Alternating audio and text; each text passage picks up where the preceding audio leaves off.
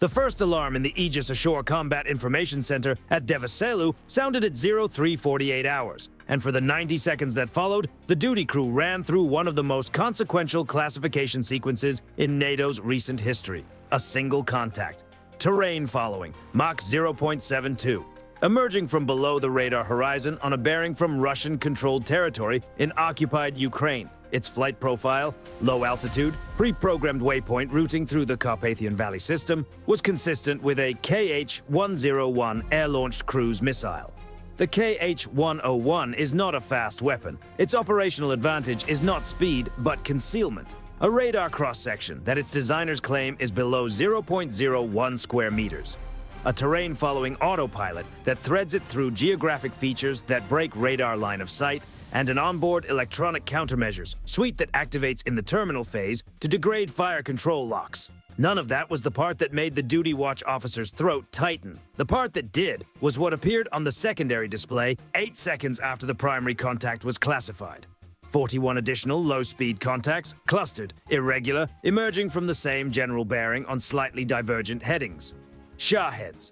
Iranian-designed one-way attack drones running at 120 knots. Their small turbojets producing the distinctive low-amplitude radar return that Aegis operators across NATO's eastern flank had spent the past 2 years learning to classify in seconds. Russia had not sent a cruise missile at a NATO installation. Russia had sent a cruise missile at a NATO installation behind a curtain of 41 expendable decoys, whose primary purpose was not to hit anything but to consume radar processing attention, intercept inventory calculations, and human decision-making bandwidth during the 4 to 7 minutes the KH-101 needed to complete its terminal approach. The strategic logic was precise. The Aegis SPY-1 radar at Devaselu is not just a local air defense asset. It is a network node whose targeting data flows in real time through Link 16 to every NATO surface combatant, allied air defense battery, and airborne command platform within its data link range.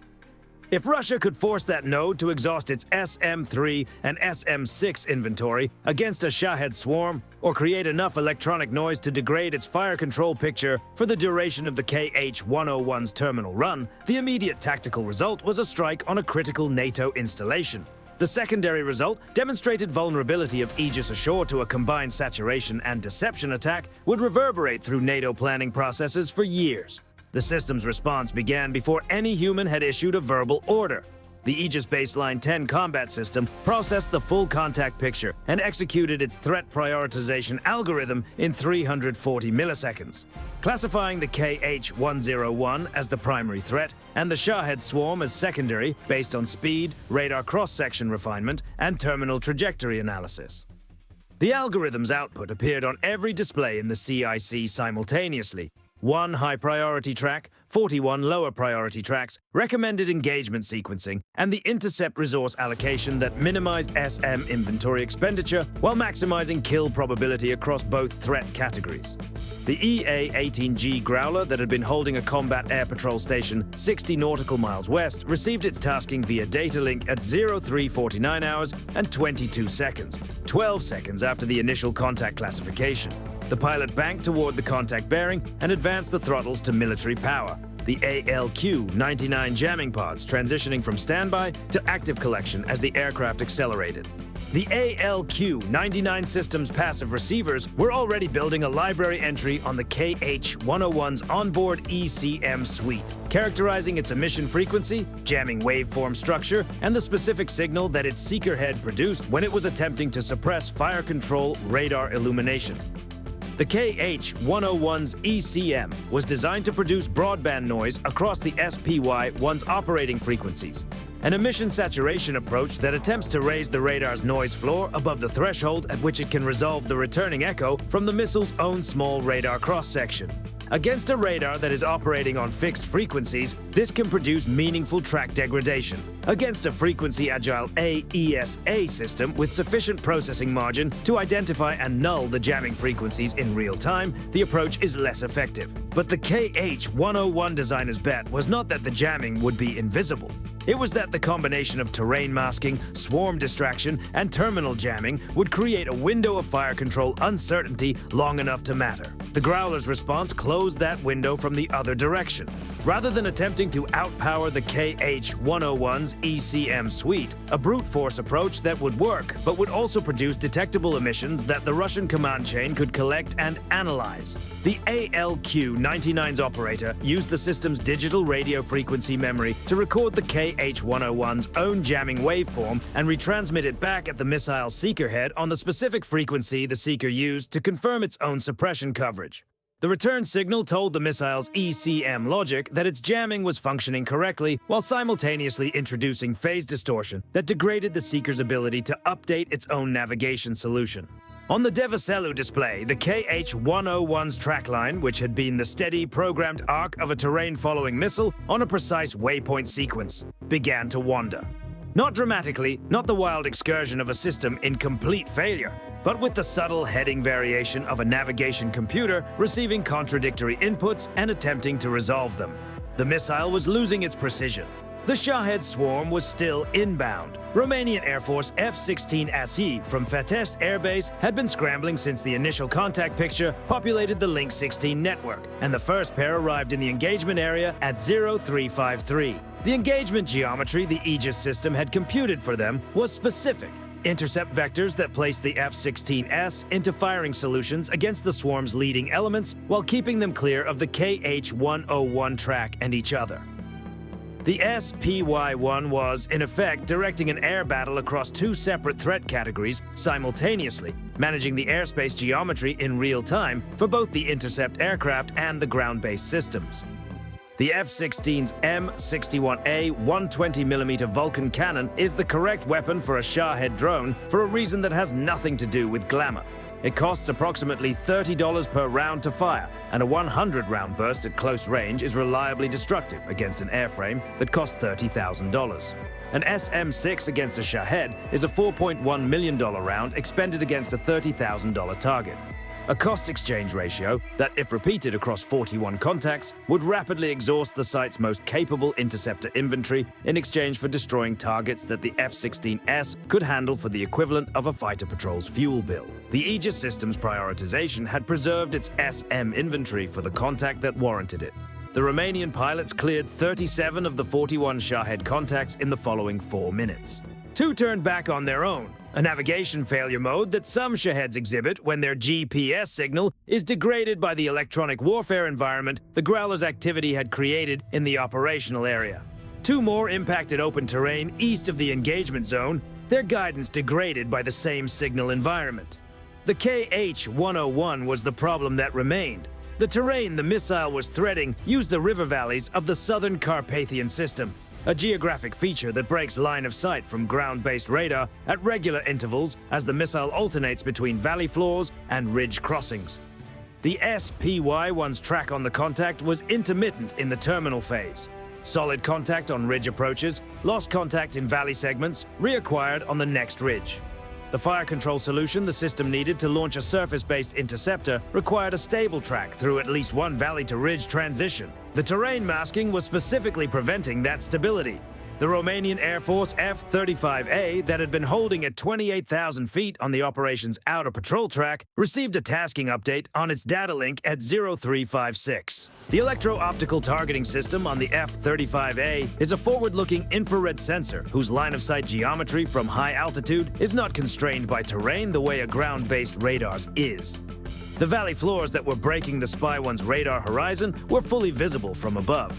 The KH-101's cruise engine, a turbofan producing continuous heat output against a cold terrain background, was a thermal target that the EOTS resolved without the F-35A needing to use its own radar, which would have produced detectable emissions and potentially alerted the Russian strike coordination network that the airborne asset was in the area. The targeting data the F-35A was generating, updated every 200 milliseconds, precise to within a few meters, was transmitted via the multifunction advanced data link to the SM-6 that launched from Devaselu's Mk-41 VLS cell at 0357 hours and 14 seconds. The SM-6 carries its own active radar seeker, but does not require it for guidance in the powered flight phase. External targeting data through the data link is sufficient for mid-course navigation, and the seeker activates only in the terminal phase when the missile needs to confirm its own solution. For the portion of its flight where the terrain was blocking the Spy-1's ability to maintain the track, the SM-6 was flying on the F-35A's infrared picture of the target rather than the ground radar's return. The KH-101 executed a final terrain masking maneuver into a valley north of Pitești at 0358. From the ground radar, the track went intermittent again. On the F-35A pilot's display, the thermal signature continued unbroken. The valley floor was visible from above and the missile's engine was still running. The data link update to the SM-6 continued without interruption. When the SM-6's own active radar seeker activated at 4 kilometers from the target and found the contact immediately, it was because the F-35A had kept it precisely positioned for a terminal acquisition that needed no search time. The warhead detonated above a cultivated field 11 kilometers northeast of Campolung. The fragmentation pattern brought down the KH-101's airframe across an area of approximately 200 meters. No structural damage to any inhabited area, no secondary explosion. The contact cleared from every display in the network at 0358 hours and 51 seconds. The full engagement had run from first alarm to terminal intercept in 11 minutes and 11 seconds. NATO's response to the strategic implications of the strike came over the following 72 hours in a sequence that was calibrated for communication rather than escalation. A no-fly buffer zone along the alliance's eastern border was formally declared, with the rules of engagement that governed it transmitted to Russian military channels through the normal deconfliction mechanisms, unambiguous, documented, and not requiring acknowledgement to take effect. The USS Harry S. Truman Carrier Strike Group, already in the eastern Mediterranean, adjusted its operational track northward. The adjustment was not dramatic, a heading change and a speed increase that moved the group's position by 200 nautical miles. But it was visible to every satellite and radar system monitoring the Mediterranean, and it required no announcement to be understood. The Virginia-class submarine USS New Hampshire surfaced briefly in the Bosphorus approaches on the second day after the engagement. It transmitted its position on standard maritime channels for 40 minutes, then submerged and was not subsequently tracked by any Russian platform. The surfacing was the message. The subsequent loss of track was the rest of the message. Russia's official position was that no KH-101 had been launched and that the engagement was either a fabricated provocation or a Ukrainian missile that NATO had misclassified. The engagement data, the passive collection on the KH-101's ECM signature, the F-35A's EOTS tracking record, the Growler's digital radio frequency memory capture of the missile seeker waveform, was retained in NATO's Technical Intelligence Archive without public release. Not because it was classified beyond routine protection, but because its most valuable use was as a technical baseline for the next engagement, not as evidence in a political argument. The honest assessment of what this engagement demonstrated requires acknowledging what it did not settle. The KH-101 that was intercepted was operating alone in its terminal phase, without supporting electronic warfare assets in the immediate engagement area. A second Growler, a 2214R providing active jamming support from Russian-controlled airspace, or a coordinated GPS spoofing operation targeting the SM-6's mid-course navigation update would have changed the engagement geometry in ways that the current architecture would need to address. The 11-minute intercept timeline from alarm to kill worked in part because the network had time to coordinate. The Growler reached its jamming position, the F-35A established its EOTS track, the SM-6 was launched with sufficient lead time for a non-rushed mid-course correction. A faster missile or a salvo of 3 simultaneous KH-101s on divergent approach axes compresses that coordination timeline in ways the current staffing and network latency architecture has not been fully tested against. The engagement proved the network concept works as designed. It also defined exactly what the next Russian planning team will be working to deny. Here is the question worth placing in front of anyone thinking seriously about what comes next. The critical link in this intercept was the F-35A's ability to maintain continuous infrared track on the KH-101 through terrain masking that defeated the ground radar. That link exists because the F-35A was airborne, positioned correctly, and operating in an uncontested electronic environment. Against a strike architecture that includes a standoff jamming platform specifically tasked to degrade the F-35A's data link output, interrupting the continuous targeting feed to the SM-6 during the terminal phase. Does the ground radar's intermittent track provide sufficient backup for a fire control solution? And if the answer is conditional, what does the redundant targeting architecture look like that removes that conditionality? Leave your assessment below.